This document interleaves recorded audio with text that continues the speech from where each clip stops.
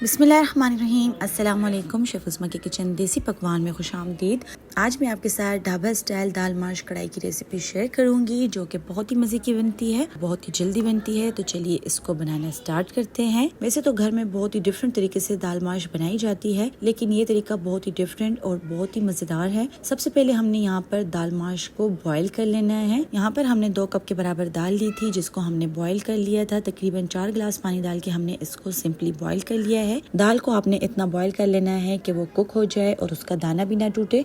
तो चलिए अब हम इसके लिए मज़ेदार से ढाबा स्टाइल तड़का बनाते हैं, जिसके लिए हमने यहाँ पर पैन लिया है। इसमें हम ऐड करेंगे 6 टेबल स्पून के बराबर ऑयल। साथ ही हमने यहाँ पर 4 अदद टमाटर लेने हैं और इसमें हमने ऐड किए हैं 5 अदद हरी मिर्च। और टमाटर को हमने यहाँ पर ऑयल में अच्छी तरह से भून लेना है। फिर हम इसमें ऐड करेंगे नमक आप अपने टेस्ट के हिसाब से कम या ज्यादा कर सकते हैं। फिर हम इसमें ऐड करेंगे हाफ टी स्पून के बराबर हल्दी, 1 टीस्पून के बराबर हम इसमें लाल मिर्च का पाउडर डालेंगे, जीरा डालेंगे हाफ टी स्पून। फिर हम इसमें चंद पत्ते कड़ी पत्ते के डालेंगे और अच्छी तरह से हमने मसालों को टमाटर के साथ भून लेना है। यहाँ पर आप देख सकते हैं ऑयल इससे सेपरेट हो चुका है। अच्छी तरह से भुनाई करने के बाद हम इसमें दाल ऐड करेंगे, लेकिन यहाँ पर हमने जो दाल का पानी है वो इसमें से अलग कर देना है और सिर्फ दाल को ही हमने यहाँ पर मसाले में अच्छी तरह से भून लेना है। यहाँ पर 2 से 3 मिनट तक हमने दाल की भुनाई कर दी है। उसके बाद हमने लास्ट में इसमें पानी ऐड किया है, वही पानी जिसमें हमने दाल बॉयल की थी। 1 मिनट तक कुक करने के बाद हम इसको डिश आउट करेंगे। बहुत ही मजेदार ढाबा स्टाइल दाल माश तैयार है। तो उम्मीद करती हूँ आपको हमारी आज की रेसिपी पसंद आई होगी। मजीद हेल्दी और मजेदार रेसिपीज के लिए हमारे यूट्यूब चैनल को सब्सक्राइब कर लें, फेसबुक पेज को लाइक कर लें और इंस्टाग्राम पर हमें फॉलो करें। तो चलती हूँ, दुआ में याद रखिएगा। इंशाल्लाह फिर मुलाकात होगी आसान, मजेदार, हेल्दी और क्विक रेसिपी के साथ। शुक्रिया। अल्लाह हाफिज।